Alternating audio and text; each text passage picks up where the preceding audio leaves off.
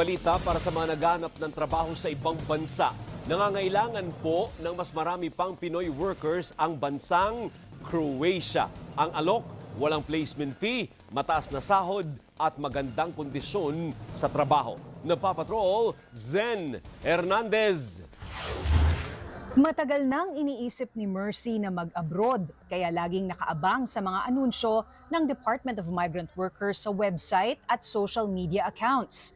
Kaya nang makita ang job opening para sa room attendant sa Croatia, hindi na siya nagdalawang isip.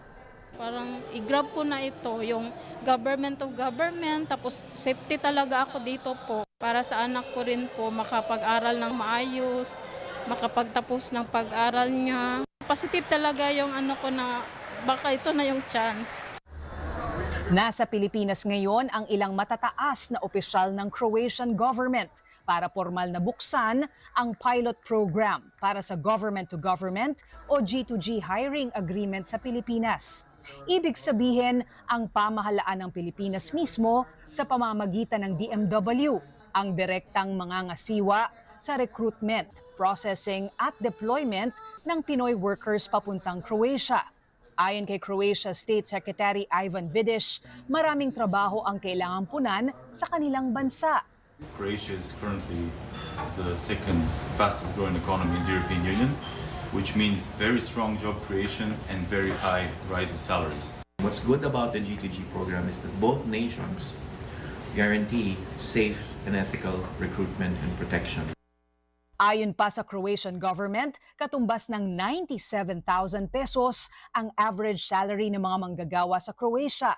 Pinakamalaki ang pangangailangan ngayon sa tourism at hospitality sector. Kaya dito muna nakatutok ang karamihan sa mga binuksang job opening para sa mga Pilipino. Sa kabila nito, pinag-aaralan na rin ang pagbubukas ng iba pang sektor gaya ng healthcare, construction at processing industry. Ito ay dahil maganda rin ang karanasan ng mga Croatian employers sa mga naunang Pinoy employees. Nasa 16,000 na ang mga Pinoy na nagtatrabaho ngayon sa Croatia.